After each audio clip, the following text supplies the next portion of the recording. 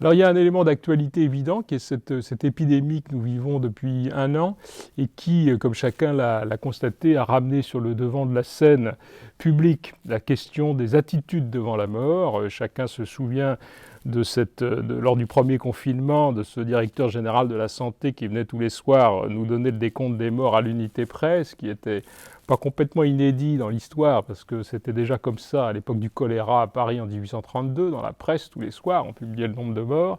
Mais voilà, c'est une image frappante qui m'a donné envie de revenir sur l'histoire des attitudes devant la mort, dans une période un petit peu longue qui permettra d'enregistrer au fond des variations. Or, justement, la mort, contrairement à ce qu'on pourrait peut-être imaginer, a une histoire. Ces attitudes ont une histoire, en tout cas.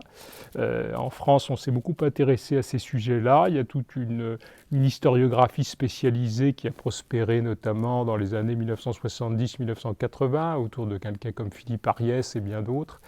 Et depuis, au fond, c'était donc il y a une quarantaine d'années, les travaux se sont beaucoup développés. Il y a une historiographie très vivante. Et aujourd'hui, on s'intéresse davantage à la notion de transition funéraire, c'est-à-dire ces moments où une société change de système d'attitude devant la mort. Et un autre des points qui m'incite à revenir sur ces sujets, c'est le fait que dans les sociétés occidentales, on a assisté dans les 50 dernières années à une autre évolution qui est la diffusion de la crémation. On s'est mis à brûler les morts, ce qu'on avait cessé de faire depuis la fin de l'Empire romain, ou presque. C'est légal en France depuis 1887, mais au début des années 60 encore, il y avait 0,2% des défunts qui étaient incinérés.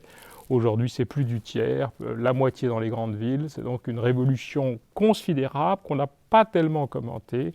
Une transition funéraire, précisément, un changement de système funéraire. Et donc, pour toutes ces raisons, au fond, des raisons d'actualité et des raisons de fond, il m'a semblé intéressant de revenir sur ce secteur des recherches historiques, qui est celui des attitudes devant la mort. La première séance sera sur les aspects démographiques de la question, ce qu'on appelle souvent le régime démographique d'une société, et tout ce qui a profondément changé dans notre régime démographique par rapport à un passé qui n'est pas si lointain que ça, qui était encore au fond celui de la première moitié du XXe siècle, la quasi-disparition de la mortalité infanto-juvénile, une espérance de vie qui a beaucoup augmenté, un ordre de passage des générations face à la mort qui est devenu presque mécanique, la coexistence de nombreuses générations dans les familles, le déclin précisément de la mortalité extraordinaire, ce qu'on appelle la mortalité extraordinaire, des épidémies, des guerres. Voilà. Donc la première séance sera sur ces aspects démographiques. La deuxième séance sera sur ce qu'on appelle la naissance du cimetière moderne, c'est-à-dire le moment où, à la fin du XVIIIe, début du XIXe siècle, on a cessé d'enterrer les morts dans les villes ou dans les agglomérations, autour des églises, et on a transféré en périphérie ces cimetières, qui sont les cimetières qu'on a toujours, qui sont des cimetières de périphérie d'agglomération. Et on va essayer de comprendre pourquoi, première révolution finalement, à la fin du XVIIIe, on a considéré que c'était un problème de continuer à enterrer les morts dans ces cimetières d'agglomération ou même dans les édifices religieux eux-mêmes, parce qu'on enterrait les morts dans les églises. Donc voilà, ce sera consacré cette deuxième séance à cette naissance du cimetière moderne. Troisième séance qui sera sur ce qu'on appelle la religion des morts du XIXe siècle, un fait un long XIXe siècle qui s'est prolongé quasiment jusqu'à nos jours, c'est-à-dire le fait que dans ces nouveaux cimetières transférés en périphérie, on va voir se développer tout un culte des morts qui est très typique du XIXe siècle. Les gens vont sur les tombes, ils déposent des fleurs sur les tombes, ils viennent régulièrement selon un calendrier qui est à la fois familial et religieux. Bref, il y a une religion des morts qui peut prendre des formes religieuses au sens propre ou qui prend des formes plus laïques et qui est, je dirais, un des enracinements culturels et anthropologiques les plus unanimes, les plus profonds du XIXe siècle, et je rappelle un long XIXe siècle qui s'est prolongé fort avant dans le XXe. Ça, ce sera la troisième séance, cette religion des morts du XIXe siècle. Quatrième séance sera justement sur le problème de la réinvention de la crémation dans le monde occidental au XIXe et XXe siècle. Je dis réinvention parce qu'on brûlait les morts sous l'Antiquité gréco-romaine. On avait souvent des régimes mixtes, tantôt on les brûlait, tantôt on les inhumait. Mais on a complètement cessé de le faire en Occident, tout au moins vers le 3e, 4e siècle. Plus personne n'est incinéré. Le dernier incinéré, c'est peut-être un chef viking qui a dû l'être autour du 8e, 9e siècle. Et donc, à partir du 19e siècle, et de la Révolution française d'abord, puis du 19e siècle, c'est une possibilité légale qui est à nouveau offerte, et puis une pratique sociale qui va se développer très largement au XXe siècle. Donc on va essayer de revenir sur cette réinvention occidentale de la crémation et comment on peut l'interpréter.